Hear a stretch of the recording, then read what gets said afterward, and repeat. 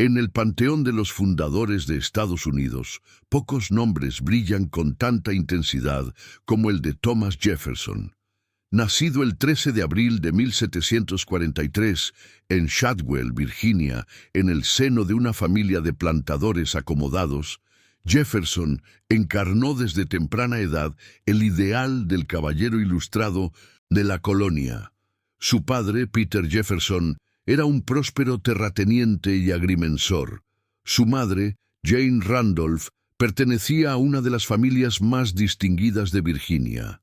Esta combinación de riqueza material y prestigio social proporcionó al joven Thomas las condiciones necesarias para desarrollar una educación excepcional para su época. Jefferson estudió en el College of William and Mary, donde absorbió las ideas de la Ilustración europea que moldearían su pensamiento político. Leyó a John Locke, a Montesquieu, a los filósofos escoceses de la moral. Se formó como abogado y rápidamente demostró una capacidad intelectual que lo distinguía entre sus contemporáneos. Su pluma era precisa, su razonamiento agudo, su ambición ilimitada. Para los 30 años ya había sido elegido a la Casa de Burgueses de Virginia y se había establecido como una voz prominente en los círculos políticos coloniales. Pero fue en 1776 cuando Thomas Jefferson inscribió su nombre de manera indeleble en la historia universal. A los 33 años, el Congreso Continental le encomendó la redacción de un documento que justificara la separación de las colonias americanas de la corona británica. El resultado fue la Declaración de Independencia, cuyas palabras iniciales resonarían a través de los siglos como un himno a la dignidad humana. Sostenemos como evidentes estas verdades, que todos los hombres son creados iguales, que son dotados por su Creador de ciertos derechos inalienables, que entre estos están la vida, la libertad y la búsqueda de la felicidad. Estas palabras, escritas por la mano de Jefferson, se convirtieron en el fundamento filosófico no solo de la Revolución Americana, sino de innumerables movimientos de liberación en los siglos venideros. Desde la Revolución Francesa hasta las luchas anticoloniales del siglo XX, la declaración de que todos los seres humanos nacen libres e iguales ha servido como faro moral para quienes buscan justicia contra la opresión. Jefferson, su autor, quedó consagrado como el filósofo de la libertad americana, el hombre que había dado voz articulada a las aspiraciones más nobles de la humanidad. La carrera política de Jefferson continuó ascendiendo después de la independencia. Sirvió como gobernador de Virginia durante la Guerra Revolucionaria, una experiencia difícil que incluyó la humillación de tener que huir de las tropas británicas. Posteriormente, fue enviado a Francia como ministro plenipotenciario, donde pasó 5 años cruciales entre 1784 y 1789, justo cuando el antiguo régimen comenzaba a desmoronarse. En París, Jefferson se codeó con los filósofos, frecuentó los salones ilustrados y observó de cerca los primeros estremecimientos de la Revolución Francesa. Regresó a Estados Unidos convencido de que el futuro pertenecía a las repúblicas democráticas y a los agricultores independientes. George Washington lo nombró primer secretario de Estado de la nueva nación, cargo desde el cual Jefferson libró intensas batallas ideológicas con Alexander Hamilton sobre el rumbo que debía tomar el país. Donde Hamilton veía un futuro de bancos, manufactura y poder federal centralizado, Jefferson imaginaba una república agraria de ciudadanos virtuosos, con un gobierno limitado que respetara los derechos de los estados. Esta disputa dio origen al primer sistema de partidos de Estados Unidos, con Jefferson liderando a los republicanos demócratas contra los federalistas de Hamilton. En 1800, tras una de las elecciones más disputadas de la historia estadounidense, Thomas Jefferson fue elegido tercer presidente de Estados Unidos. Su victoria representó lo que él mismo llamó la Revolución de 1800, el triunfo pacífico de un partido opositor sobre el partido en el poder, una transferencia democrática que demostró la viabilidad del experimento republicano. Durante 2 mandatos presidenciales, Jefferson duplicó el territorio nacional con la compra de Luisiana, envió la expedición de Lewis y Clark a explorar el oeste, y mantuvo a la joven nación fuera de las guerras napoleónicas que devastaban Europa. Al retirarse de la presidencia en 1809, Jefferson regresó a Monticello, su amada plantación en las colinas de Virginia, donde dedicó sus últimos años a proyectos intelectuales. Fundó la Universidad de Virginia, diseñando personalmente sus edificios y su currículo. Mantuvo una voluminosa correspondencia con pensadores de ambos lados del Atlántico. Coleccionó libros con tal pasión que su biblioteca personal, vendida al gobierno federal, se convirtió en el núcleo de la Biblioteca del Congreso. Murió el 4 de julio de 1826, exactamente 50 años después de la adopción de la Declaración de Independencia, en una coincidencia que sus contemporáneos interpretaron como señal de la providencia divina. La Sociedad Esclavista de Virginia, para comprender la vida de Thomas Jefferson y las contradicciones que la atravesaron, es necesario examinar con detenimiento el sistema social y económico en el que nació y prosperó. Virginia, en el siglo XVIII, era una sociedad organizada fundamentalmente alrededor de la esclavitud. No se trataba de un elemento marginal o accidental de la vida colonial, sino de su piedra angular, el cimiento sobre el cual se erigía toda la estructura de poder, riqueza y prestigio. La esclavitud había llegado a las costas de Virginia en 1619, cuando un barco holandés desembarcó a los primeros africanos cautivos en Jamestown. Durante las décadas siguientes, la institución se consolidó gradualmente a medida que las plantaciones de tabaco demandaban cantidades crecientes de mano de obra. Para mediados del siglo XVII, las leyes coloniales habían codificado la esclavitud racial hereditaria. Los hijos de madres esclavizadas nacían esclavos, independientemente de quién fuera su padre. Esta regla, conocida como partus sequitur ventrem, tendría consecuencias profundas para generaciones de seres humanos, incluyendo a los protagonistas de esta historia. El tabaco era el motor económico de Virginia. Las grandes plantaciones que dominaban el paisaje de la región del Tidewater y el Piedmont producían miles de libras de la hoja aromática que se exportaba a Inglaterra y otros mercados europeos. El cultivo del tabaco era extraordinariamente intensivo en mano de obra. Requería sembrar, trasplantar, deshiervar, cosechar, curar y empacar, todo mediante trabajo manual agotador bajo el sol inclemente del verano virginiano. Los plantadores descubrieron que la esclavitud les proporcionaba la fuerza laboral cautiva y permanente que necesitaban para maximizar sus ganancias. Para la época del nacimiento de Jefferson, Virginia contaba con la mayor población esclavizada de todas las colonias británicas en América del Norte. Aproximadamente el 40% de los habitantes de la colonia eran personas de ascendencia africana mantenidas en cautiverio.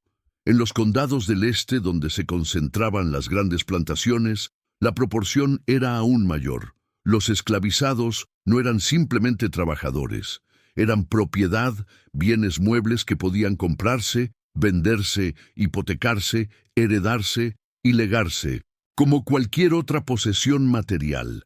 El sistema legal de Virginia reflejaba y reforzaba esta realidad.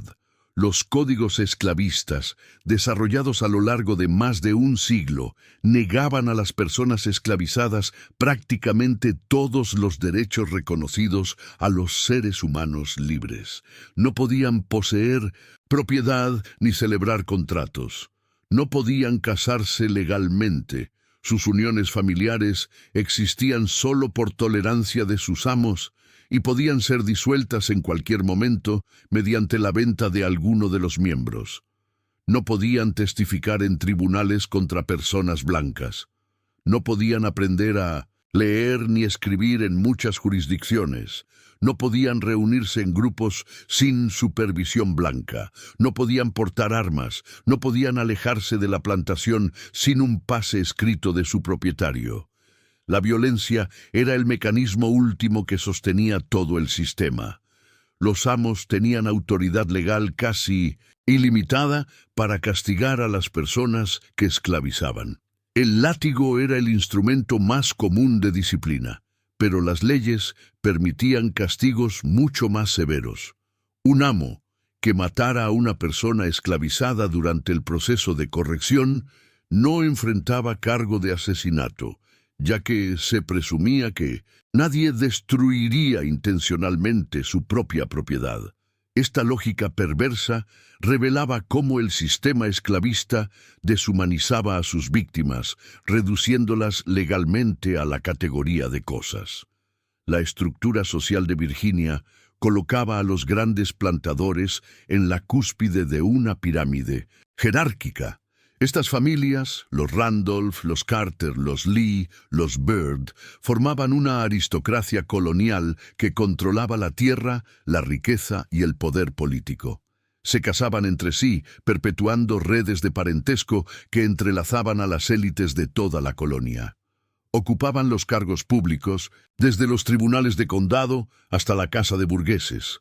Establecían las normas culturales y sociales que todos los demás debían respetar o emular. Thomas Jefferson pertenecía plenamente a este mundo. Por línea materna, los Randolph estaba conectado con una de las familias más antiguas y prestigiosas de Virginia. Su padre había acumulado tierras extensas y docenas de personas esclavizadas. Cuando Peter Jefferson murió en 1757, el joven Thomas heredó, a los 14 años, aproximadamente 5.000 acres de tierra y más de 50 seres humanos cautivos.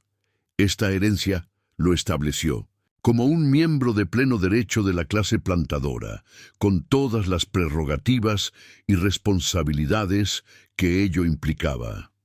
La economía moral de la esclavitud.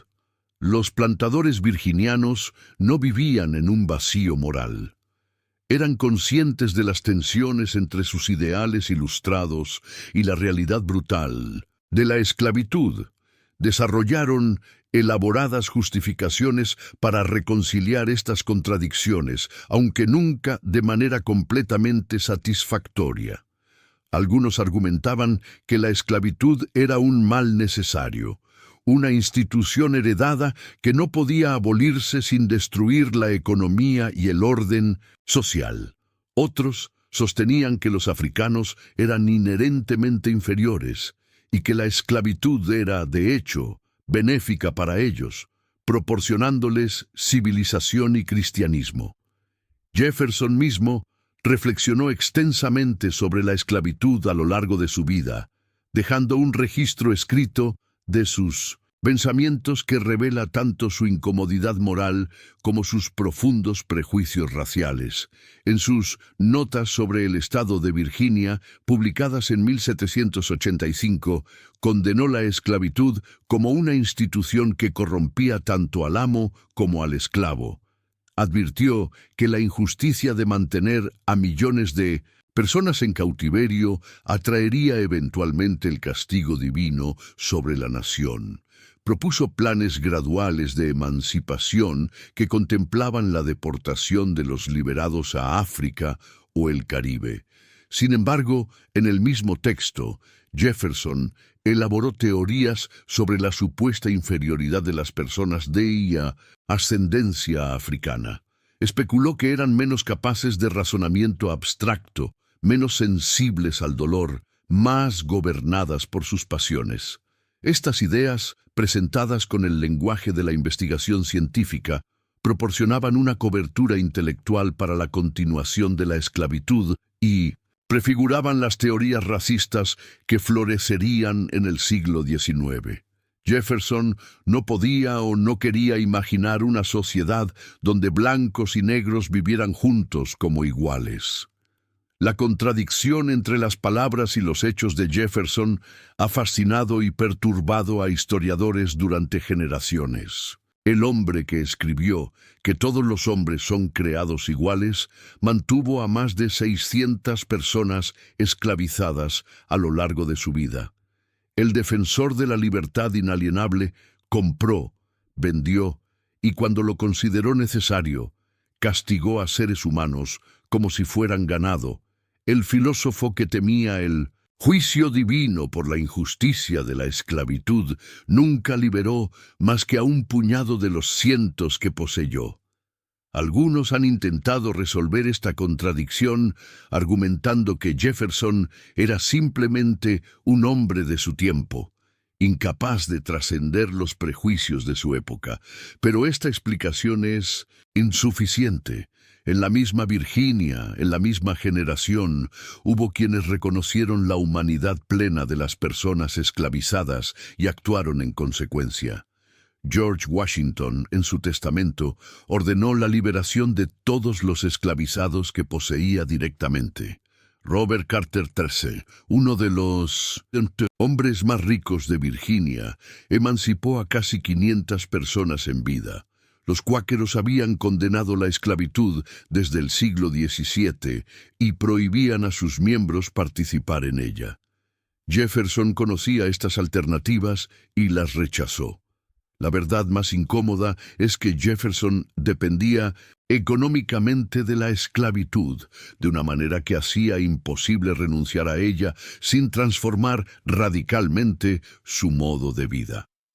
Monticello, la mansión que diseñó y rediseñó obsesivamente durante décadas, requería docenas de trabajadores esclavizados para su construcción y mantenimiento. Los campos de tabaco y trigo que rodeaban la casa necesitaban cientos de manos para producir las cosechas que se vendían en el mercado. Los gustos refinados de Jefferson, sus vinos franceses, sus libros importados, sus instrumentos científicos, todo dependía de los ingresos generados por el trabajo no remunerado de personas cautivas. Más aún, Jefferson estaba perpetuamente endeudado. A pesar de sus vastas propiedades, nunca logró equilibrar sus finanzas. Gastaba más de lo que producía, hipotecaba tierras y personas para cubrir deudas anteriores, y legó a sus herederos una montaña de obligaciones que solo pudo saldarse mediante la venta de Monticello y de casi todos los seres humanos que allí vivían. En este contexto, la emancipación no era solo un acto de generosidad, era una amenaza existencial para su posición social y la de su familia. El hogar de Monticello ocupaba un lugar central en la vida y la imaginación de Thomas Jefferson. La palabra significa pequeña montaña en italiano, y Jefferson eligió el nombre para el sitio donde decidió construir su hogar. Una cumbre en las estribaciones de las Blue Ridge Mountains, con vistas panorámicas del Valle del Rivanna y las Tesin d'Osterio, montañas distantes. Comenzó la construcción en 1769, cuando tenía 26 años, y continuó modificando y expandiendo la casa hasta prácticamente el final de su vida. La mansión que Jefferson diseñó reflejaba sus aspiraciones intelectuales y estéticas. Se inspiró en la arquitectura de Andrea Palladio, el maestro renacentista italiano cuyas villas había estudiado en libros y luego observado durante sus años en Europa. Monticello combinaba elementos clásicos, columnas dóricas, frontones, proporciones armoniosas, con innovaciones prácticas que Jefferson ideó para mejorar la comodidad y funcionalidad del hogar. Incorporó tragaluces, puertas de doble hoja que se abrían simultáneamente, un reloj monumental sobre la entrada principal y numerosos dispositivos ingeniosos que deleitaban a los visitantes. Pero Monticello no era solo una casa. Era el centro de una plantación de miles de acres que funcionaba como una pequeña ciudad autosuficiente. Además de los campos agrícolas, la propiedad incluía talleres de carpintería, herrerías, una fábrica de clavos, telares, molinos y toda la infraestructura necesaria para producir gran parte de lo que la comunidad consumía. Y esta comunidad estaba compuesta abrumadoramente por personas esclavizadas. En cualquier momento dado, entre 100 y 150 personas esclavizadas vivían y trabajaban en Monticello y sus propiedades satélites.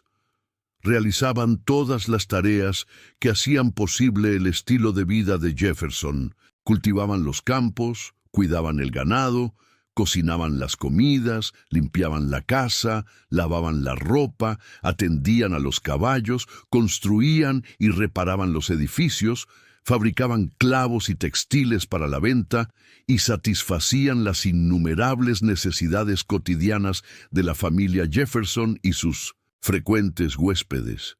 Estas personas no eran una masa indiferenciada para Jefferson. Las conocía por nombre, conocía sus habilidades, sus relaciones familiares, sus fortalezas y debilidades. Llevaba registros meticulosos de nacimientos, muertes, asignaciones de trabajo y raciones de alimentos. Algunos, los que trabajaban más cerca de la casa, eran figuras familiares que veía diariamente. Jefferson consideraba que trataba a sus esclavizados con humanidad y se enorgullecía de no recurrir al látigo con la frecuencia que otros plantadores. Sin embargo, esta autoimagen benigna ocultaba la violencia estructural inherente al sistema que presidía. Entre las familias esclavizadas de Monticello, una ocupaba un lugar particularmente central: los Hemings. Esta familia extensa, que llegó a incluir a más de 70 personas a lo largo de varias generaciones, disfrutaba de un estatus distintivo dentro de la jerarquía de la plantación. Los Hemings trabajaban principalmente como sirvientes domésticos, artesanos especializados y ayudantes personales, tareas consideradas más prestigiosas y menos agotadoras que el trabajo de campo. Varios de ellos recibieron entrenamiento en oficios valiosos. Algunos aprendieron a leer y escribir a pesar de las prohibiciones legales, y varios Hemings fueron los únicos esclavizados que Jefferson liberó en su testamento. El origen del estatus especial de los Hemings se remontaba a una generación antes del nacimiento de Thomas Jefferson. Elizabeth Hemings, la matriarca de la familia, había nacido alrededor de 1735, hija de una mujer africana esclavizada, y según la tradición familiar preservada por sus descendientes, un capitán de barco inglés. Elizabeth creció en la plantación de John Wales, un abogado y comerciante de esclavos que se convertiría en suegro de Thomas Jefferson. Los Wales y los Hemings. John Wales era un inmigrante inglés que había llegado a Virginia como sirviente contratado y había ascendido, mediante astucia comercial y matrimonios ventajosos, hasta convertirse en uno de los hombres más ricos de la colonia. Se casó 3 veces. Cada esposa le aportó propiedades y conexiones sociales antes de morir. Su tercera esposa, Martha Epes, le dio una hija, también llamada Martha, quien se convertiría en la esposa de Thomas Jefferson. Cuando Martha Epes Wales murió en 1748, John Wales no volvió a casarse legalmente. Sin embargo, según la tradición oral de la familia Hemings, corroborada por evidencia circunstancial considerable, Wales tomó a Elizabeth Hemings como concubina. Durante los siguientes 15 años, Elizabeth dio a luz al menos 6 hijos que se atribuían a Wales: Robert, James, Tenia, Crita, Peter y Sally. Estos niños, nacidos esclavizados porque su madre era esclava, Eran también medio hermanos de Martha Wales, la futura señora de Monticello. Esta situación, aunque raramente discutida abiertamente, no era inusual en la Virginia colonial. Las relaciones sexuales entre hombres blancos y mujeres esclavizadas eran extremadamente comunes, una consecuencia predecible de un sistema que otorgaba a los amos poder absoluto sobre los cuerpos de las personas que poseían. Los hijos resultantes de estas uniones permanecían esclavizados, incrementando la riqueza de sus propios padres. La regla de partus sequitur ventrem garantizaba que la violación sistemática de mujeres esclavizadas produjera más esclavizados. Cuando John Wales murió en 1773, Thomas Jefferson heredó, a través de su esposa Martha, una vasta fortuna que incluía más de 100 personas esclavizadas y 11.000 acres de tierra.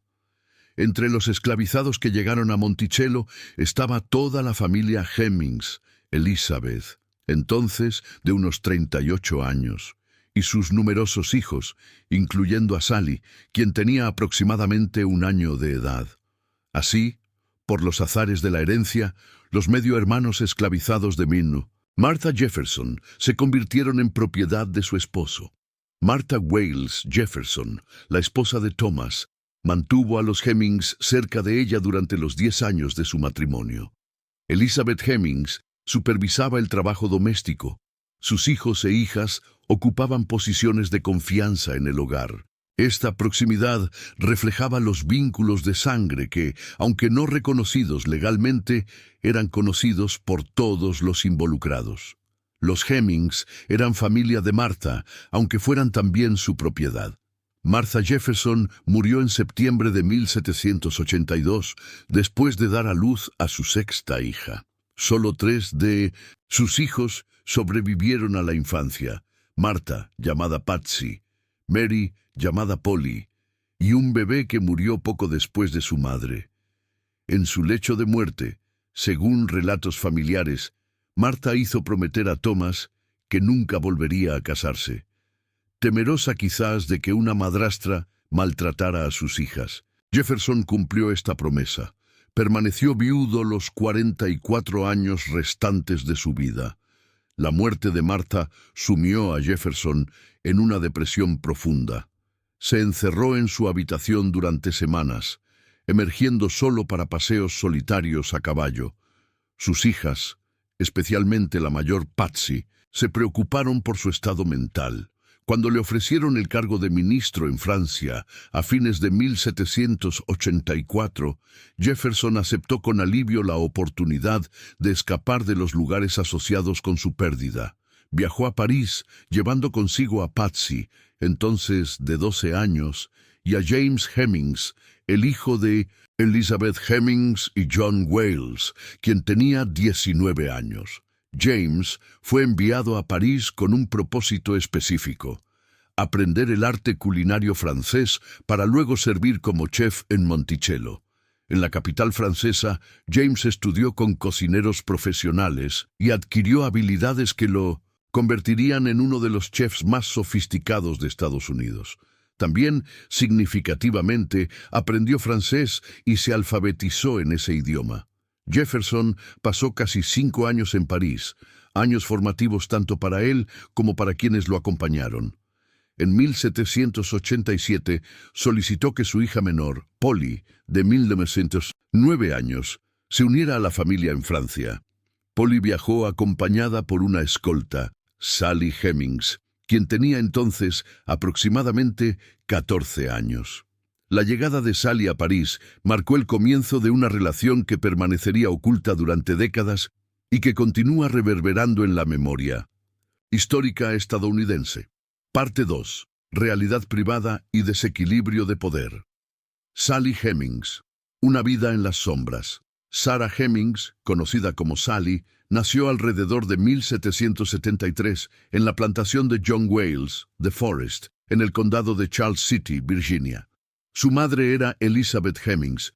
Su padre, según la tradición familiar, era el propio John Wales, Esto significa que Sally era media hermana de Martha Wales Jefferson, la esposa de Thomas Jefferson, aunque una hermana que podía ser vendida como propiedad, mientras la otra presidía una de las casas más elegantes de Virginia. De la infancia de Sally sabemos poco.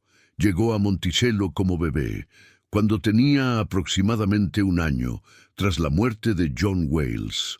Creció en el entorno doméstico de la plantación, donde su madre y sus hermanos mayores ocupaban posiciones de relativa importancia. Aprendió las tareas de una sirvienta doméstica: limpiar, coser, atender a los miembros de la familia. Era una niña cuando Martha Jefferson murió en 1782. Los registros de Monticello la describen ocasionalmente. Jefferson la incluyó en un inventario de 1774 como una niña pequeña valorada en determinada cantidad. En 1784, cuando Jefferson partió hacia Francia, Sally tenía aproximadamente 11 años y permaneció en Virginia. Durante los siguientes 3 años, vivió en la propiedad de la familia Epes, parientes de Martha Jefferson, junto con la pequeña Polly Jefferson. En 1787, cuando Jefferson solicitó que Polly viajara a Francia, la familia Epes decidió enviarla acompañada por Sally, quien entonces tenía alrededor de 14 años. La elección de Sally como acompañante no se ha explicado completamente en los registros históricos. Quizás fue por su cercanía en edad a Polly, quizás porque la niña confiaba en ella, quizás por otras razones que nunca sabremos. El viaje transatlántico llevó a Sally desde las costas de Virginia hasta Londres, donde ella y Polly fueron recibidas por Abigail Adams, esposa de John Adams, entonces ministro estadounidense en Gran Bretaña. Adams escribió a Jefferson describiendo a Sally como una niña que parecía demasiado joven e inexperta para la responsabilidad que se le había encomendado. Sus cartas revelan preocupación por el bienestar tanto de Polly como de su joven acompañante. Finalmente, Sally llegó a París en julio de 1787 y se reunió con Jefferson y sus hijas en 1900 el Hotel de Langeac, la elegante residencia que el ministro estadounidense alquilaba en los Campos Elíseos. Allí comenzó una nueva fase de su vida, una que la expondría a experiencias radicalmente diferentes de las que había conocido en Virginia. París, territorio de ambigüedad, la Francia de 1787, representaba un mundo muy diferente al de la Virginia esclavista. La esclavitud existía en las colonias francesas del Caribe, donde las plantaciones de azúcar funcionaban con la misma brutalidad que las de América del Norte. Sin embargo, en el suelo metropolitano francés, la situación legal era distinta. Una serie de decretos y decisiones judiciales habían establecido el principio de que cualquier persona esclavizada que pisara territorio francés podía reclamar su libertad. James Hemings, el hermano de Sally, que había llegado a París 3 años antes, era aparentemente consciente de esta realidad legal. Según algunas evidencias, James consideró la posibilidad de solicitar su libertad ante las autoridades francesas. Jefferson también era consciente del riesgo. Registró a James y Sally como sirvientes asalariados y les pagó un pequeño salario durante su estancia en Francia, quizás para crear una apariencia de empleo voluntario que complicara cualquier reclamación de libertad. Para Sally, París ofrecía oportunidades de educación y experiencia que habrían sido imposibles en Virginia. Aprendió francés. Se familiarizó con la moda y las costumbres parisinas. Jefferson le compró ropa apropiada para su rol como sirvienta en una casa diplomática, incluyendo vestidos y accesorios que los registros de gastos documentan. Esta joven, que había crecido en una plantación rural de Virginia, se encontraba ahora en una de las capitales más sofisticadas del mundo, en vísperas de una revolución que transformaría la historia. Sin embargo, es fundamental no romantizar esta experiencia. Sally seguía siendo, en la mente de Jefferson, y según las leyes de Virginia, a las que eventualmente regresaría, una persona esclavizada. El pequeño salario que recibía no cambiaba su estatus ni fundamental, y estaba sola, separada de su madre y de la mayoría de sus hermanos, en un país extranjero cuyo idioma apenas comenzaba a entender, dependiente completamente de la buena voluntad de Thomas Jefferson para su sustento y seguridad. La asimetría de poder entre Jefferson y Sally era absoluta. Él tenía 44 años, era uno de los hombres más distinguidos de su país, un diplomático respetado, un intelectual de renombre internacional. Ella tenía 14 años cuando llegó a París, quizás 15 o 16, cuando la naturaleza de su relación con Jefferson, aparentemente, cambió. Era una adolescente sin educación formal, sin recursos propios, sin familia cercana que la protegiera, sin estatus legal reconocido. En estas circunstancias, hablar de consentimiento es conceptualmente imposible. La naturaleza del poder absoluto.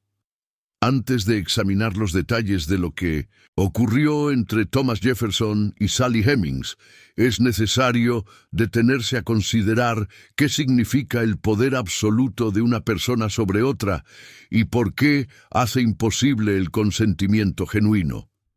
El consentimiento, tal como lo entendemos en contextos éticos y legales contemporáneos, requiere la capacidad de decir que no sin consecuencias adversas. Requiere libertad de elección, información adecuada y ausencia de coerción. Ninguna de estas condiciones puede existir cuando una persona es propiedad legal de otra. Una mujer esclavizada no podía negarse a las demandas de su amo sin arriesgarse a castigos físicos severos. Podía ser azotada, encadenada, vendida lejos de sus hijos y familia, sometida a condiciones de trabajo más duras. Su resistencia no tenía protección legal. Los tribunales no reconocían que un esclavo pudiera ser violado por su amo, porque la violación presuponía una víctima con derechos sobre su propio cuerpo, y los esclavizados no tenían tales derechos. Más allá de la coerción directa, el sistema esclavista creaba dependencias psicológicas y materiales que hacían la resistencia casi impensable. El amo controlaba todo lo que la persona esclavizada necesitaba para sobrevivir: alimento, refugio, ropa. Controlaba también el destino de sus seres queridos. Una madre esclavizada sabía que la desobediencia podía resultar en la venta de sus hijos. En este contexto, la cooperación o incluso la aparente aquiescencia no pueden interpretarse como consentimiento. Son estrategias de supervivencia adoptadas por personas sin otras opciones. Algunos han argumentado que Sally Hemings ocupaba una posición privilegiada dentro de la jerarquía de Monticello y que esta posición le daba cierto poder de negociación. Es cierto que los Hemings disfrutaban de un estatus distintivo y que Sally, específicamente, recibió tratos que otros esclavizados no recibían.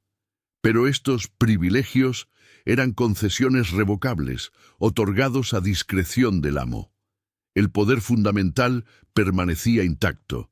Jefferson podía, en cualquier momento, vender a Sally, separarla de sus hijos, o revocar cualquier beneficio que le hubiera otorgado. Ella no tenía ningún recurso legal contra tales acciones. Es importante también resistir la tentación de proyectar sobre el pasado concepciones modernas del romance que oscurezcan las relaciones de poder. En la cultura popular, a misma sentien, veces se presenta la relación Jefferson-Hemings como una historia de amor prohibido, una pasión que trascendió las barreras de raza y condición social.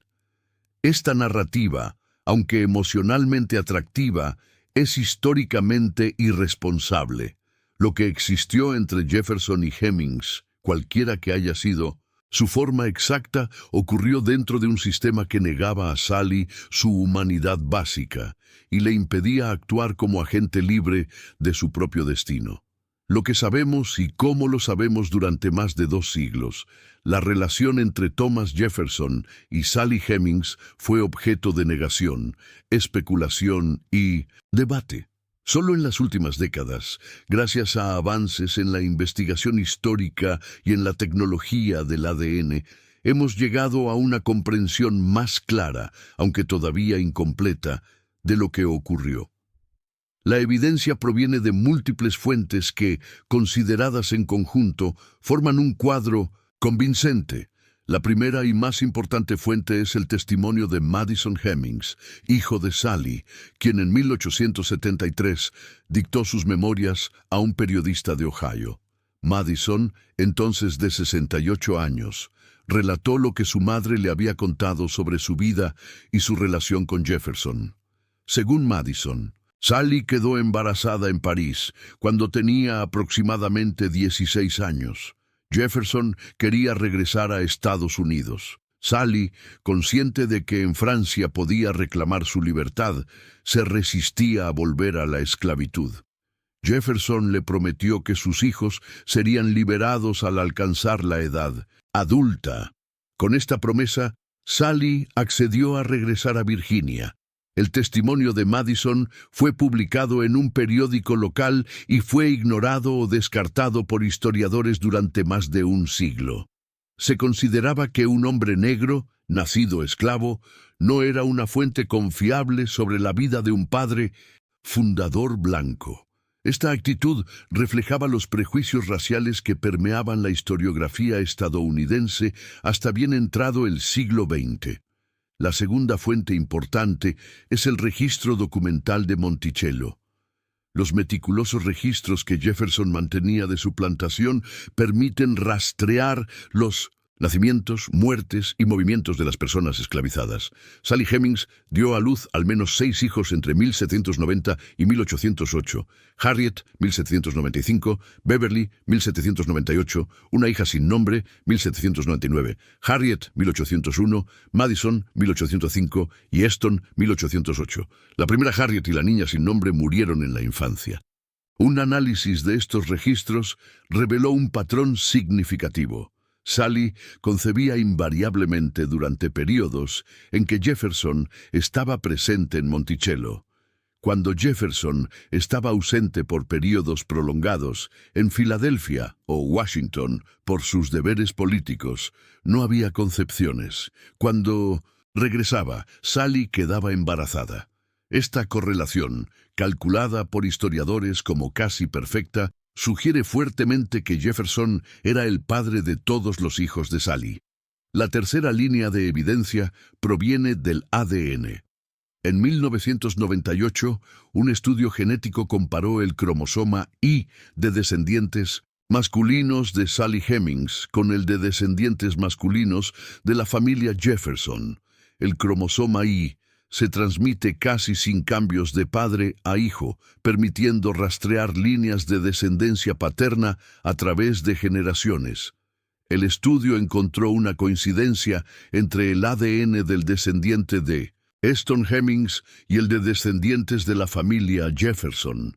Esto probaba que un hombre Jefferson había sido el padre de al menos uno de los hijos de Sally.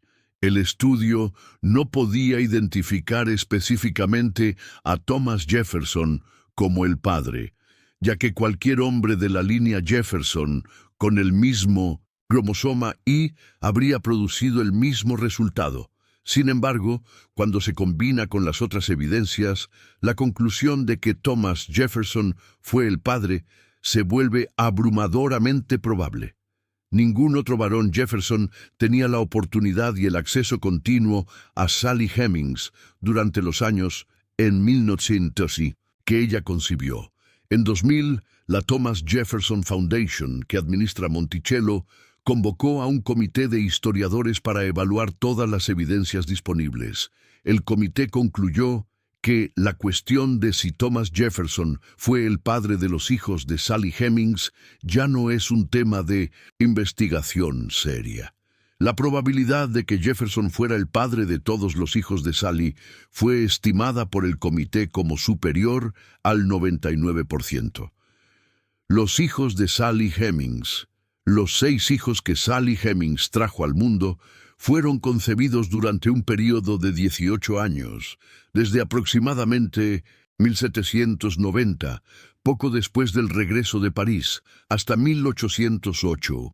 Sus vidas ilustran tanto los horrores de la esclavitud como las complejas estrategias de supervivencia que las familias esclavizadas desarrollaban para proteger a sus seres queridos.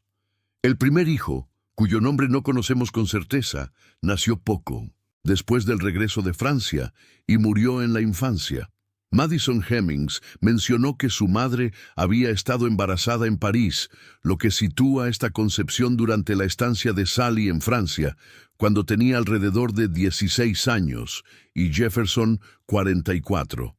Harriet, la primera hija con Cinco, nombre registrado, nació en 1795 y murió en 1797, a los 2 años de edad.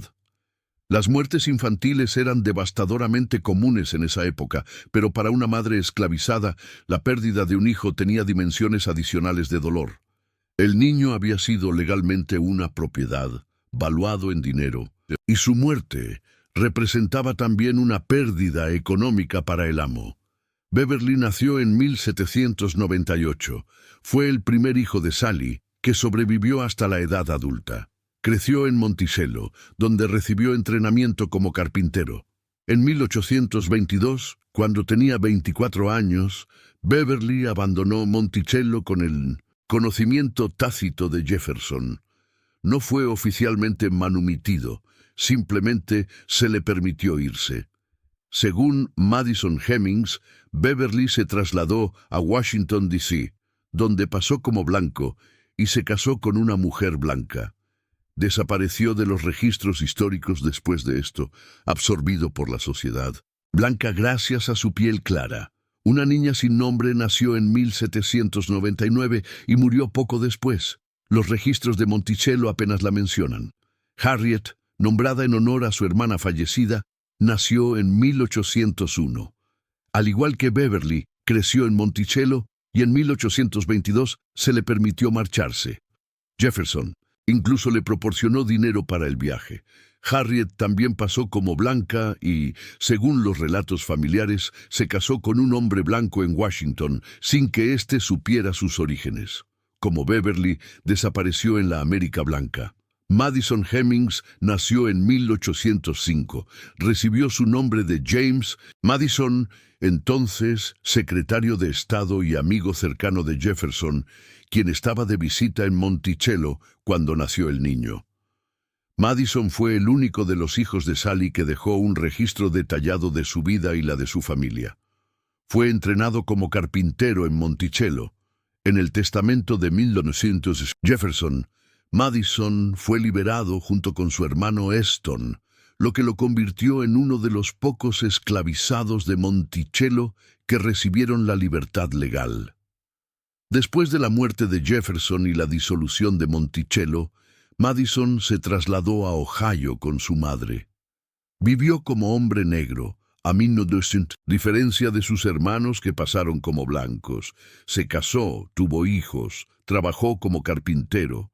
En 1873 dictó sus memorias, proporcionando el testimonio más directo y detallado que tenemos sobre la relación de su madre con Jefferson. Eston Hemings, el último hijo, nació en 1808. También fue liberado en el testamento de Jefferson. Eston era conocido por su talento musical y por su notable parecido físico con Jefferson, un parecido que muchos contemporáneos comentaron. Después de vivir brevemente en Ohio, Eston se trasladó a Wisconsin, donde cambió su apellido a Jefferson y pasó como blanco. Sus descendientes vivieron como blancos durante generaciones hasta que las pruebas de ADN de 1998 revelaron su ascendencia. La vida de Sally en Monticello. Sally Hemings pasó casi toda su vida adulta en Monticello, desde su regreso de Francia en 1789 hasta la muerte de Jefferson en 1826. Durante estos 37 años, ocupó una posición peculiar y ambigua dentro de la comunidad esclavizada de la plantación. No trabajaba en los campos, era una sirvienta doméstica. Sus tareas principales, según los registros, incluían el cuidado de la ropa y las habitaciones de Jefferson. Era una dama de cámara, una posición relativamente privilegiada que la mantenía cerca del centro de poder de la Casa Grande. Tenía su propia habitación en la dependencia de sirvientes adyacente a la mansión, una privacidad inusual para una persona esclavizada. Los visitantes de Monticello ocasionalmente mencionaban a Sally en sus diarios y cartas. Un visitante la describió como muy guapa y notó que sus hijos eran casi tan blancos como cualquier persona. Estas observaciones veladas sugerían lo que muchos sospechaban, pero pocos se atrevían a decir directamente que los hijos de Sally eran también hijos de Jefferson. La relación de Sally con la familia Jefferson legítima era necesariamente tensa.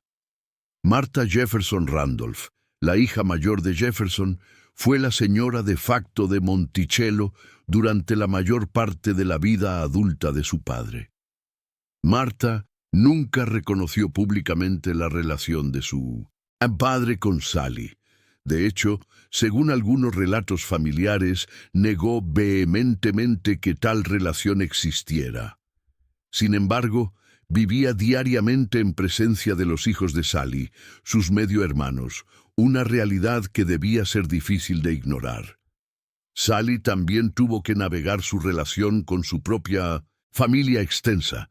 Su madre, Elizabeth Hemings, vivió hasta 1807. Sus hermanos y hermanas, muchos de ellos también esclavizados en Monticello, formaban una red de apoyo y conexión.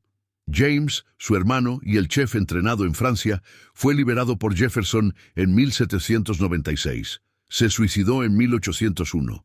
Peter, otro hermano, era chef en Monticello. John Hemings, su medio hermano, era el carpintero más hábil de la plantación y constructor de muchos de los muebles finos que todavía se exhiben en la mansión. Cuando Jefferson murió el 4 de julio de 1826, Sally tenía aproximadamente 53 años. No fue liberada en su testamento. Esta omisión ha sido interpretada de diversas maneras por los historiadores. Algunos sugieren que Jefferson evitaba el reconocimiento público que habría implicado nombrarla en un documento legal. La ley de Virginia, en ese momento, requería que los esclavizados liberados abandonaran el estado en el plazo de 1 año. Quizás Jefferson no quería expulsar a Sally de su hogar. Lo que ocurrió fue diferente. Martha Randolph, la hija de Jefferson, permitió informalmente que Sally abandonara Monticello para vivir con sus hijos Madison y Eston en Charlottesville. En 1831, Sally apareció en un censo local como una mujer negra libre, aunque técnicamente nunca había sido manumitida formalmente. Murió en 1835, a los 62 años aproximadamente, en la casa de sus hijos. El significado moral de esta historia, la relación entre Thomas Jefferson y Sally Hemings, no puede entenderse adecuadamente como una historia de amor, ni como un simple caso de violación, aunque contenía elementos de ambas categorías según las definiciones modernas. Es algo más complejo y en muchos sentidos más perturbador. Una ilustración de cómo el poder absoluto corrompe las relaciones humanas más íntimas. Jefferson ejercía sobre Sally un poder que abarcaba todos los aspectos de su existencia. Podía decidir si vivía o moría, si permanecía con sus hijos o era vendida lejos de ellos, si comía bien o pasaba hambre. Este poder hacía que cualquier interacción entre ellos estuviera fundamentalmente desequilibrada. Incluso si Sally hubiera sentido afecto genuino por Jefferson, incluso si hubiera experimentado momentos de conexión humana real con él, estos sentimientos existían dentro de una estructura de dominación que los viciaba desde la raíz. Es posible, incluso probable, que Jefferson racionalizara la situación de maneras que le permitieran vivir con sus propias contradicciones. Quizás se convenció de que Sally lo amaba libremente. Quizás creyó que la trataba con gentileza y que ella apreciaba esta gentileza. Quizás evitó pensar en el asunto del todo, compartimentando su vida moral de manera que el filósofo de la libertad y el explotador de Sally pudieran coexistir sin enfrentarse. Lo que Sally pensaba o sentía es casi completamente irrecuperable. No dejó cartas ni diarios, no dictó memorias. Las únicas palabras que tenemos de ella vienen filtradas a través de su hijo Madison, quien las recordaba décadas después de escucharlas. Esta ausencia de voz propia es, en sí misma, un testimonio del poder que se ejercía sobre ella. No solo su cuerpo estaba cautivo, sino que su perspectiva fue silenciada, negándole incluso la posibilidad de dejar constancia de su propia experiencia. Los 6 embarazos que Sally experimentó representan 6 ocasiones en que su cuerpo fue utilizado para la reproducción sin que tuviera control real sobre el proceso. Cada embarazo conllevaba riesgos significativos para su salud y su vida. Las tasas de mortalidad materna en esa época eran altas, y cada hijo que nacía era automáticamente propiedad de Jefferson, un incremento de su riqueza. La esclavitud convertía la maternidad en una forma de producción económica y el cuerpo de las mujeres esclavizadas en medios de producción. Es significativo que Jefferson, a pesar de todas sus reflexiones filosóficas sobre la esclavitud, nunca liberó a Sally ni a la mayoría de sus hijos durante su vida. Solo Madison y Eston fueron manumitidos en su testamento, y esto cuando ya eran adultos jóvenes. Beverly y Harriet fueron simplemente permitidos irse, sin documentos legales de libertad que los protegieran. Esta resistencia a la liberación formal sugiere que Jefferson, hasta el final, no estaba dispuesto a renunciar completamente a su poder sobre estos seres humanos, que eran también, según toda evidencia, su propia sangre. Parte 3. Negación, silencio y supresión histórica. El escándalo de 1802. La existencia de una relación entre Thomas Jefferson y Sally Hemings no fue un secreto completamente guardado durante la vida de Jefferson. Rumores circulaban en Virginia. Los vecinos de Monticello murmuraban. Algunos de los muchos visitantes de la plantación notaban el extraordinario parecido entre los hijos de Sally y su amo. Pero estos rumores permanecieron en los márgenes del discurso público hasta 1802, cuando explotaron en las páginas de un periódico hostil.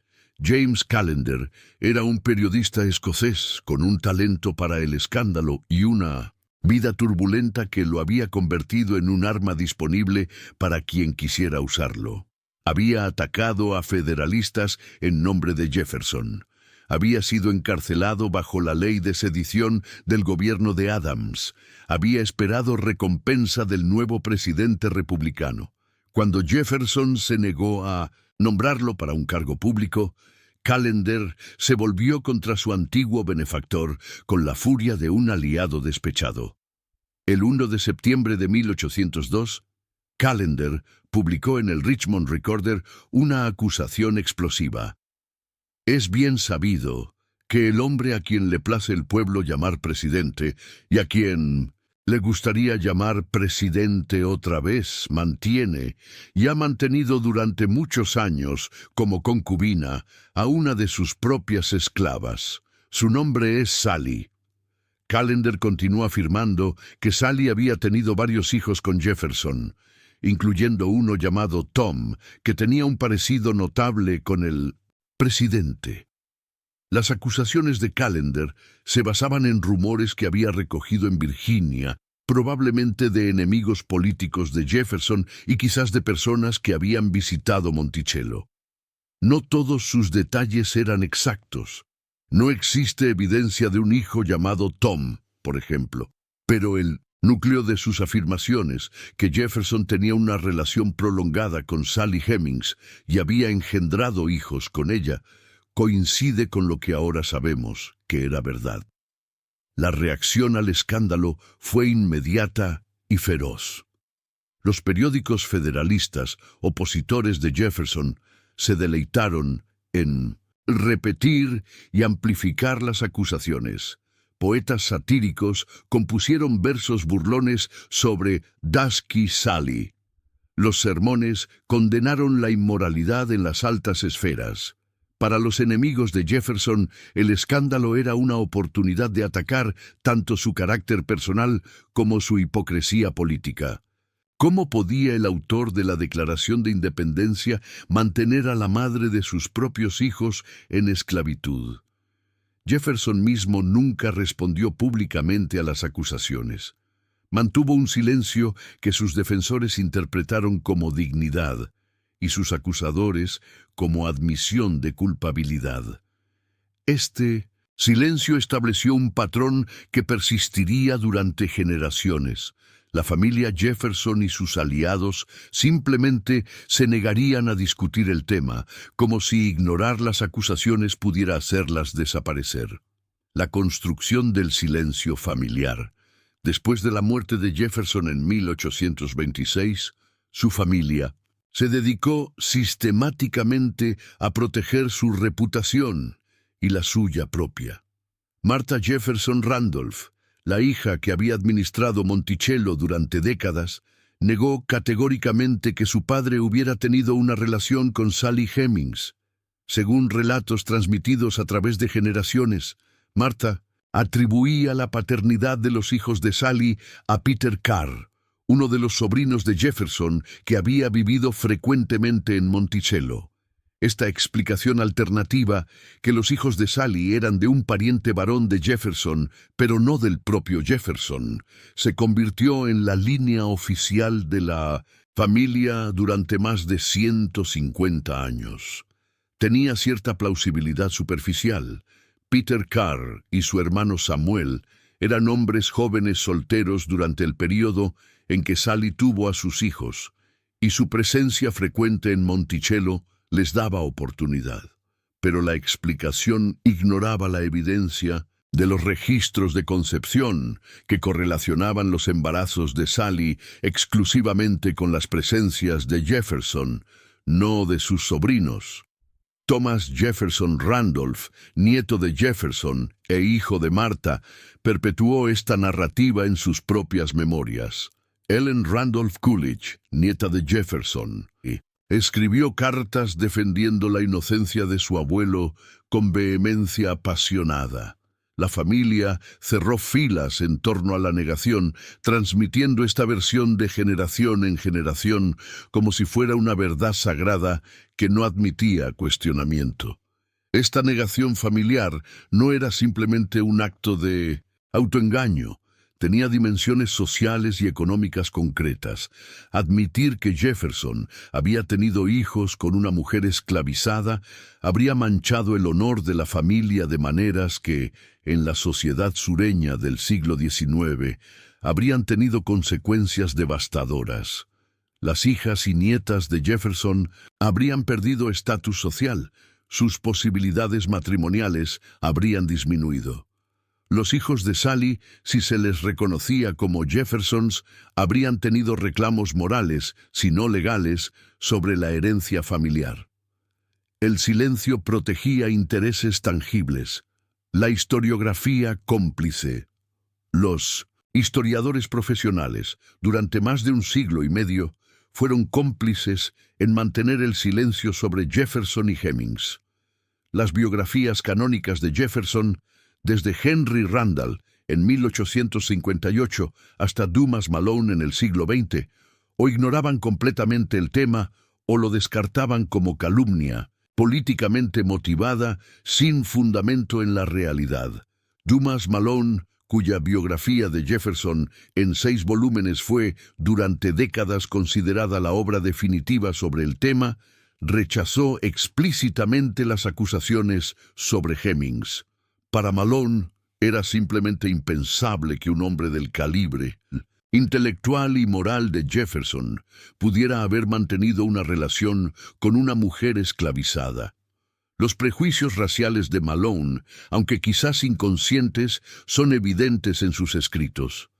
No podía imaginar que Jefferson hubiera sentido atracción por una mujer de ascendencia africana, y por lo tanto concluía que no lo había hecho. Esta actitud reflejaba tendencias más amplias en la historiografía estadounidense. Durante la mayor parte del siglo XX, la historia de Estados Unidos fue escrita principalmente por y para hombres blancos de clase media y alta. Las experiencias de las personas esclavizadas, cuando se incluían en absoluto, se presentaban como telón de fondo del drama protagonizado por figuras blancas. Los testimonios de personas negras, como las memorias de Madison Hemings, se descartaban como poco confiables o se ignoraban por completo. El testimonio de Madison, publicado en 1873, es particularmente instructivo sobre las dinámicas de credibilidad racial. Aquí estaba un hombre que conocía íntimamente los detalles de la vida en Monticello, que había escuchado la historia directamente de su madre, que podía nombrar fechas, lugares y circunstancias específicas. Y sin embargo, su palabra no valía nada contra la negación de una familia blanca aristocrática. El hecho de que Madison fuera negro era suficiente para que historiadores blancos lo descartaran como fuente. Esta exclusión del testimonio negro de la historiografía no era accidental. Era funcional para el mantenimiento de ciertas narrativas sobre la historia estadounidense. Si los fundadores de la nación eran héroes sin mácula, entonces la nación que fundaron debía ser fundamentalmente justa. Si Jefferson había vivido según los principios que proclamaba, entonces la distancia entre los ideales americanos y la realidad americana no era tan grande. Reconocer la verdad sobre Hemings habría complicado esta narrativa reconfortante. El mito del Jefferson Inmaculado. La supresión de la historia de Sally Hemings era parte de un proyecto más amplio de mitificación de Thomas Jefferson. A lo largo del siglo XIX y gran parte del XX, Jefferson fue construido como un santo secular del panteón americano, el filósofo de la democracia, el defensor de los derechos individuales, el visionario que había imaginado una nación de hombres libres e iguales. Este Jefferson mitificado habitaba el memorial que lleva su nombre en Washington, D.C., inaugurado en 1943. Allí, su estatua de bronce de casi 6 metros contempla la capital desde un templo neoclásico, rodeado de sus palabras más nobles grabadas en mármol. Los visitantes leen: todos los hombres son creados iguales, sin contexto alguno sobre las más de 600 personas que Jefferson mantuvo esclavizadas, o sobre la mujer que fue madre de sus hijos y nunca recibió su libertad. Este proceso de mitificación sirvió a propósitos ideológicos específicos.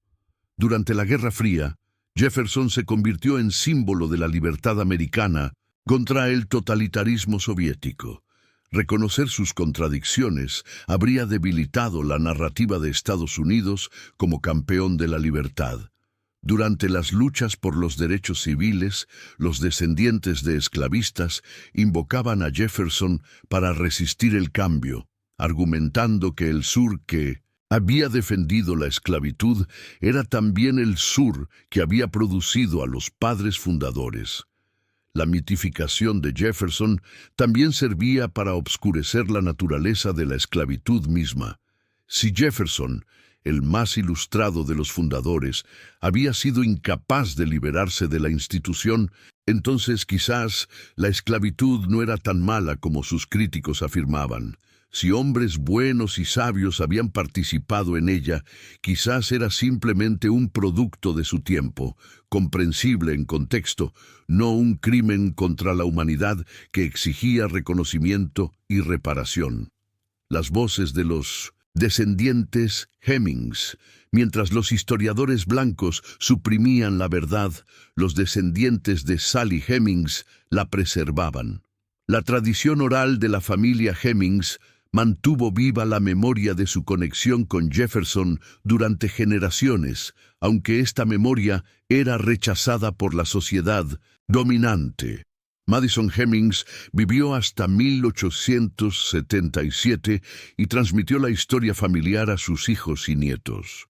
Los descendientes de Eston Hemings, aunque muchos de ellos pasaron como blancos y perdieron contacto con su identidad africana-americana, también preservaron conocimiento de sus orígenes en círculos familiares privados.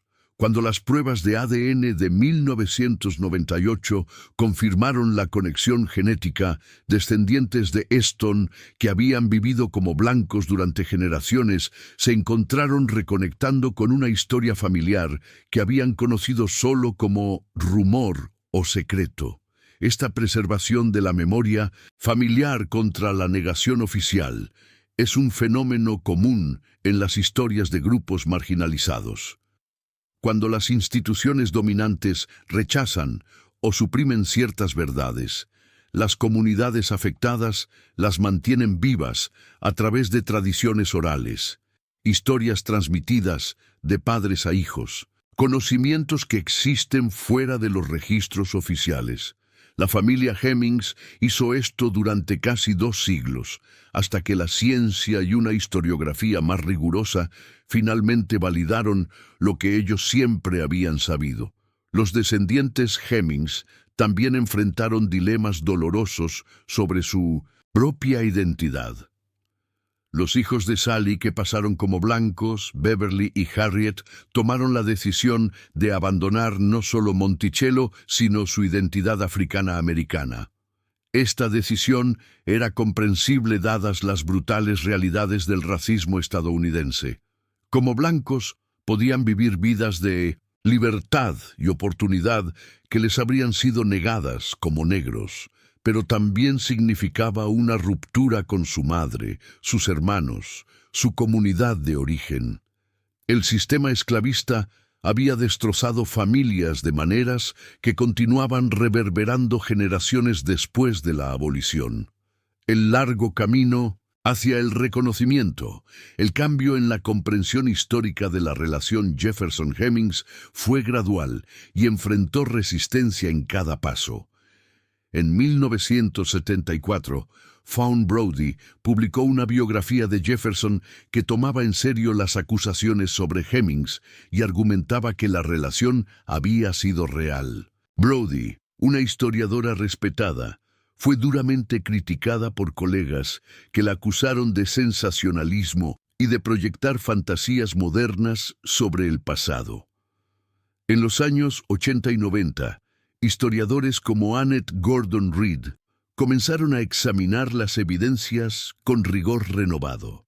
Gordon Reed, en 1900, su libro Thomas Jefferson and Sally Hemings, An American Controversy, de 1997, no argumentaba que la relación hubiera existido definitivamente, sino que demostraba cómo los historiadores previos habían descartado sistemáticamente evidencias que deberían haber sido tomadas en serio. Su análisis de los dobles estándares aplicados al testimonio de Madison Hemings versus los testimonios de la familia Jefferson blanca fue devastador. Las pruebas de ADN de 1998 transformaron el debate. Aunque no probaban de manera absoluta que Thomas Jefferson, específicamente, fuera el padre de los hijos de Sally, establecían que un varón de la línea Jefferson lo era. Combinado con todas las otras evidencias, la conclusión era casi ineludible. La Fundación Thomas Jefferson tras su comité de estudio del año 2000, aceptó oficialmente que Jefferson era, muy probablemente, el padre de todos los hijos de 1907. Sally Hemings. Esta aceptación institucional marcó un punto de inflexión. Monticello, que durante décadas había presentado la historia de los Hemings de manera mínima o evasiva, comenzó a incorporar plenamente sus experiencias en las narrativas ofrecidas a los visitantes. El costo humano de la supresión. La supresión de la historia Jefferson Hemings tuvo costos humanos reales que no deben olvidarse. Los descendientes Hemings vivieron durante generaciones con el conocimiento de su conexión con uno de los hombres más famosos de la historia americana, un conocimiento que era rechazado y despreciado por la sociedad dominante. Esta experiencia de tener la propia historia familiar negada es una forma de violencia epistémica, un ataque a la dignidad y la identidad. Más ampliamente, la supresión de esta historia contribuyó a una comprensión distorsionada de la esclavitud estadounidense. Si incluso Jefferson, el más filosófico de los fundadores, había explotado sexualmente a una mujer esclavizada y mantenido a sus propios hijos en cautiverio, ¿qué dice esto sobre la institución en su conjunto? La verdad sobre Hemings revelaba que la esclavitud no era solo un sistema económico de trabajo forzado, era también un sistema de violencia sexual institucionalizada donde los cuerpos de las mujeres negras estaban disponibles para el uso de los hombres blancos sin restricción legal ni moral.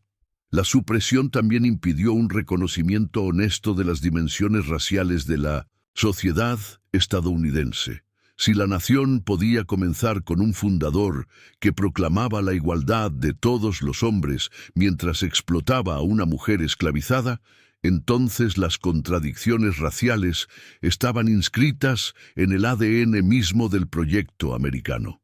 Enfrentar esta realidad era doloroso, era más fácil construir un mito de orígenes puros y un declive posterior que pudiera ser corregido. Finalmente, la supresión negó a Sally Hemings su lugar en la historia. Durante casi 2 siglos fue una figura marginal, mencionada solo en contextos de escándalo o negación. No se le reconocía como madre, como superviviente, como persona que había navegado circunstancias imposibles para proteger a sus hijos. Solo en las últimas décadas ha comenzado a emerger de las sombras de la historia, no como mero objeto del deseo de Jefferson, sino como ser humano con su propia experiencia e historia. Parte 4. Reconocimiento, legado y reflexión moral. La transformación de Monticello, la plantación que Jefferson diseñó y amó, ha experimentado una transformación profunda en las últimas décadas. Lo que durante mucho tiempo fue presentado como el hogar de un genio ilustrado, con sus jardines elegantes y sus innovaciones arquitectónicas, ahora se presenta como lo que siempre fue, una plantación esclavista donde más de 400 personas fueron mantenidas en cautiverio a lo largo de las décadas. Los recorridos actuales de Monticello incluyen Mulberry Row, el camino donde estaban ubicadas las viviendas de los esclavizados, los talleres y las instalaciones de producción. Los guías hablan de las personas que trabajaban allí por nombre, describiendo sus habilidades, sus familias, sus resistencias cotidianas. Se ha reconstruido la cabaña de Isaac Jefferson, un herrero esclavizado que dejó memorias de su vida en la plantación. Se excavan sitios arqueológicos que revelan la cultura material de la comunidad esclavizada. La historia de Sally Hemings ha sido incorporada centralmente en esta nueva narrativa. Su habitación en la Casa Sur, identificada mediante investigación arqueológica e histórica, fue abierta al público en 2017. Es un espacio pequeño, sin ventanas, adyacente a la alcoba de Jefferson. los visitantes pueden ver dónde Sally vivió y reflexionar sobre la proximidad física y la distancia de poder entre ella y su amo.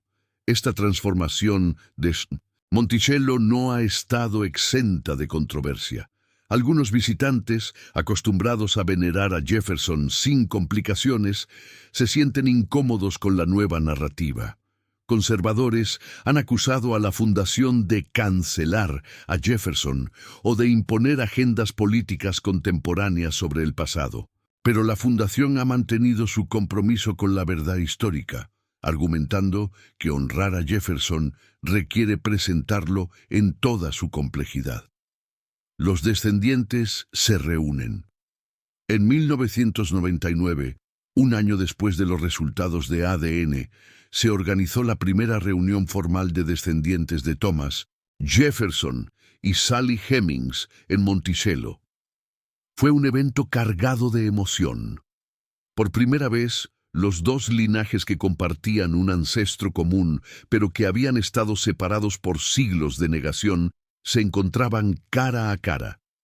La reunión no estuvo libre de tensiones. Algunos descendientes del lado Jefferson legítimo se resistían a aceptar a los Hemings como familia. Las cuestiones de pertenencia racial, de identidad familiar, de herencia simbólica, eran complejas y no se resolvían fácilmente con una prueba de ADN. Pero para muchos participantes, la reunión fue un acto de sanación, un reconocimiento tardío, pero significativo de conexiones que siempre habían existido. Desde entonces, las reuniones se han repetido periódicamente. Los descendientes Hemings participan en eventos oficiales de Monticello, incluyendo ceremonias del 4 de julio, el aniversario de la muerte de Jefferson. Sus voces se escuchan en las narrativas presentadas a los visitantes. La exclusión de 2 siglos ha comenzado, aunque imperfectamente, a revertirse. Lo que esta historia revela sobre la esclavitud. La relación entre Thomas Jefferson y Sally Hemings ilumina aspectos de la esclavitud que a menudo permanecen ocultos en las narrativas históricas convencionales. Nos recuerda que la esclavitud no era solo un sistema de explotación laboral, era un sistema de dominación total que abarcaba todos los aspectos de la vida de las personas esclavizadas, incluyendo sus cuerpos, su sexualidad, su capacidad reproductiva. La violencia sexual era endémica en el sistema esclavista. Los hombres blancos tenían acceso prácticamente irrestricto a los cuerpos de las mujeres que poseían. Los hijos resultantes de estas uniones forzadas o coercitivas incrementaban la propiedad del padre violador. Esta realidad espantosa ha sido durante mucho tiempo minimizada u ocultada en las discusiones sobre la esclavitud, en parte porque hablar de ella requiere enfrentar verdades incómodas sobre los ancestros de muchas familias estadounidenses.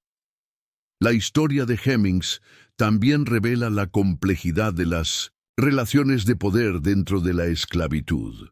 Sally ocupaba una posición relativamente privilegiada. Recibió ciertos beneficios que otros esclavizados no recibían. Sus hijos fueron eventualmente liberados.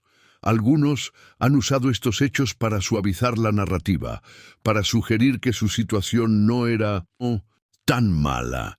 Pero esta interpretación malinterpreta fundamentalmente la naturaleza del poder. Los privilegios de Sally eran concesiones del amo, revocables en cualquier momento, dependientes de su continua cooperación con sus deseos. No cambiaban su estatus fundamental de persona esclavizada. Finalmente, la historia ilustra los mecanismos de negación y supresión que operaron durante siglos para proteger la imagen de los fundadores y de la nación que fundaron. La historiografía estadounidense fue durante mucho tiempo cómplice en esta supresión, descartando evidencias que contradecían narrativas convenientes, privilegiando voces blancas sobre negras, construyendo mitos en lugar de buscar verdades. El reconocimiento tardío de la relación Jefferson-Hemings no es solo una corrección de un error histórico, Es una lección sobre cómo se construye y se desafía el conocimiento histórico. Debates contemporáneos sobre memoria y monumentos. La historia de Jefferson y Hemings se ha convertido en un punto de referencia en debates contemporáneos sobre cómo las naciones recuerdan su pasado, especialmente cuando ese pasado incluye injusticias graves. Las preguntas que surgen son difíciles y no tienen respuestas simples. Cómo debemos recordar a figuras históricas que fueron tanto arquitectos de la libertad como perpetradores de opresión. El Jefferson Memorial en Washington sigue en pie, pero sus inscripciones no mencionan la esclavitud ni a Sally Hemings. ¿Debería modificarse? Añadirse contexto. Erigirse monumentos complementarios que honren a las personas esclavizadas. Estas preguntas han adquirido urgencia en el contexto de movimientos sociales recientes que han cuestionado monumentos confederados y otras representaciones del pasado esclavista. El caso de Jefferson es diferente al de los generales confederados que lucharon específicamente para preservar la esclavitud, pero plantea preguntas relacionadas sobre cómo las sociedades procesan historias difíciles. No hay consenso sobre estas cuestiones. Algunos argumentan que figuras como Jefferson deben ser juzgadas por los estándares de su tiempo, no por los nuestros, y que sus logros genuinos merecen reconocimiento a pesar de sus fallas. Otros sostienen que la explotación sexual de una adolescente esclavizada no puede relativizarse históricamente y que las narrativas que celebran a Jefferson sin enfrentar esta realidad perpetúan injusticias. El debate continúa. Hacia una comprensión más honesta, lo que parece claro es que una comprensión honesta de la historia estadounidense requiere enfrentar sus contradicciones fundamentales, no evadirlas. La nación fue fundada simultáneamente sobre ideales nobles, de libertad e igualdad, y sobre la realidad brutal de la esclavitud racial. Estas dos cosas no son accidentales yuxtaposiciones, están entrelazadas de maneras profundas. Jefferson personifica esta contradicción de manera particularmente aguda. El hombre que escribió las palabras más citadas de la historia sobre la igualdad humana mantuvo a cientos de personas en esclavitud. El filósofo que reflexionó extensamente sobre la injusticia de la institución nunca encontró la voluntad de renunciar a los beneficios que le proporcionaba. El padre que amaba a sus hijos legítimos mantuvo a sus otros hijos en estatus de propiedad durante la mayor parte de sus vidas.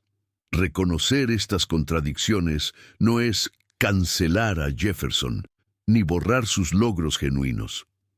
La Declaración de Independencia sigue siendo un documento revolucionario cuyos principios han inspirado movimientos de liberación en todo el mundo.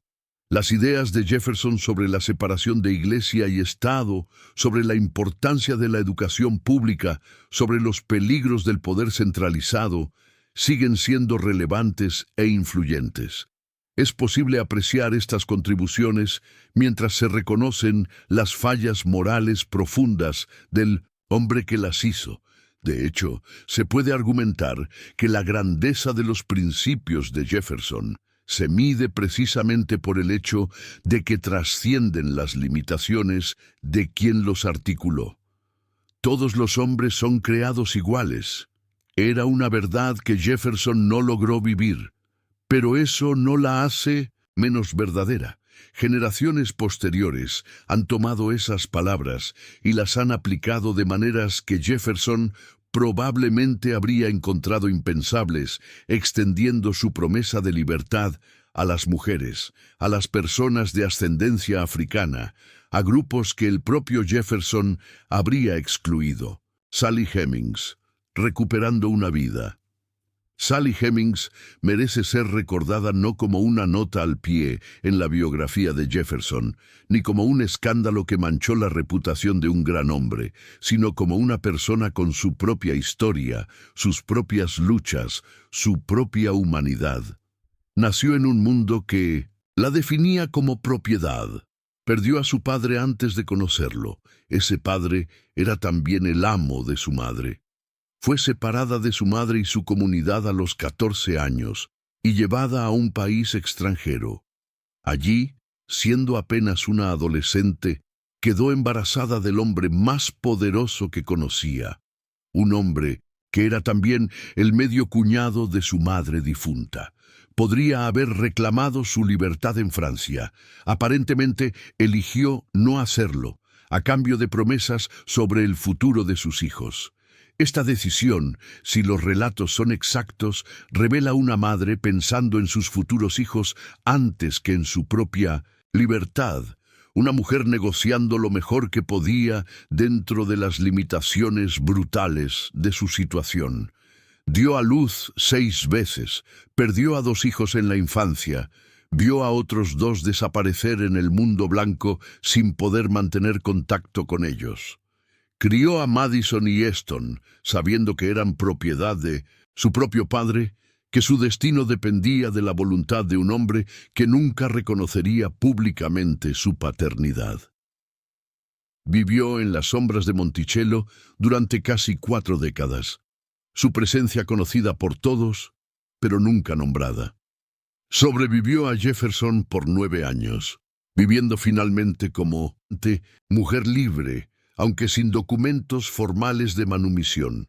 Murió en la casa de sus hijos, rodeada por la familia que había luchado por mantener unida.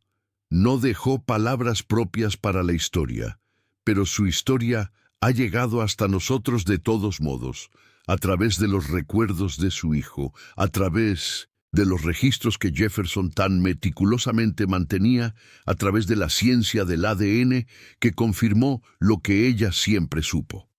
Lecciones para el presente. ¿Qué nos enseña hoy la historia de Thomas Jefferson y Sally Hemings? Varias lecciones parecen particularmente relevantes. Primera, nos recuerda que los ideales y las prácticas pueden divergir radicalmente, incluso en las personas más inteligentes y mejor intencionadas.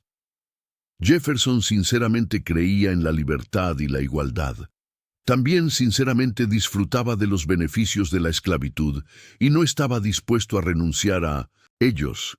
Esta capacidad humana para la contradicción debería hacernos humildes sobre nuestras propias cegueras morales. ¿Qué injusticias toleramos o perpetuamos hoy que generaciones futuras encontrarán incomprensibles? Segunda, nos muestra cómo el poder absoluto corrompe las relaciones humanas. La esclavitud no era solo injusta en el sentido abstracto, creaba dinámicas interpersonales donde la explotación, incluida la explotación sexual, era inevitable. Donde quiera que existan asimetrías de poder extremas, existe el potencial de abuso.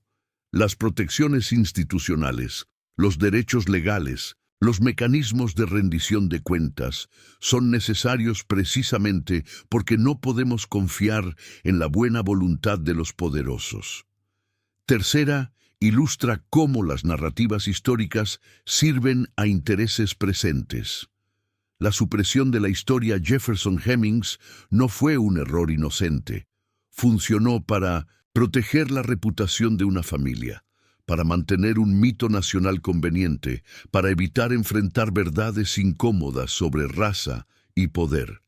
Debemos siempre preguntarnos a quién sirven las historias que nos contamos sobre el pasado, qué voces se incluyen y cuáles se excluyen.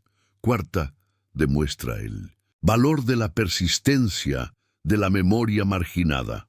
Durante casi 2 siglos, los descendientes Hemings preservaron su historia contra la negación del establishment. Eventualmente fueron vindicados. Esto debería recordarnos prestar atención a las memorias de los desposeídos, a las historias que no aparecen en los libros de texto oficiales, a las voces que las instituciones dominantes prefieren ignorar. Reflexión final. La historia de Thomas Jefferson y Sally Hemings es, en última instancia, una historia sobre el costo humano de la injusticia y sobre las formas en que las sociedades evitan confrontar sus propios crímenes. Jefferson escribió palabras que han inspirado a millones de personas a luchar por la libertad. También mantuvo a Sally Hemings y a sus hijos, su propia sangre, en esclavitud. Estas dos realidades coexistieron en la misma persona, en la misma mansión sobre la colina de Virginia. La grandeza y la vileza no se excluyen mutuamente. Pueden habitar el mismo corazón humano. Sally Hemings no eligió su destino. Nació en un mundo que la definía como cosa, no como persona. Navegó ese mundo lo mejor que pudo, protegiendo a sus hijos, sobreviviendo día a día, preservando su humanidad contra un sistema diseñado para negársela. No dejó escritos, pero su vida habla con elocuencia sobre la resistencia del espíritu humano ante la opresión. Monticello sigue en pie, un monumento a los sueños arquitectónicos de Jefferson y también a las vidas de las cientos de personas que lo construyeron y mantuvieron sin libertad ni recompensa. Los visitantes caminan por sus senderos y ven tanto la belleza que Jefferson creó como el sufrimiento sobre el cual esa belleza se construyó. Las dos cosas son inseparables. Pretender lo contrario es perpetuar una mentira. La nación que Jefferson ayudó a fundar sigue luchando con el legado de la esclavitud, con sus reverberaciones en desigualdad, discriminación y violencia que continúan hasta el día de hoy. La historia de Sally Hemings nos recuerda que ese legado no es solo económico o político, es también profundamente personal, inscrito en los cuerpos y las familias de millones de personas cuyos ancestros fueron usados y desechados como propiedad. Recordar esta historia con honestidad es el primer paso hacia una reconciliación genuina con el pasado. No podemos reparar lo irreparable, pero podemos negarnos a perpetuar las mentiras que hicieron posible la injusticia. Podemos escuchar las voces de Sally y sus descendientes. Podemos ver a Jefferson como fue, no como quisiéramos que hubiera sido. Y podemos comprometernos a construir una sociedad donde ningún ser humano sea tratado como propiedad de otro. La verdad, por dolorosa que sea, es el único fundamento posible para la justicia.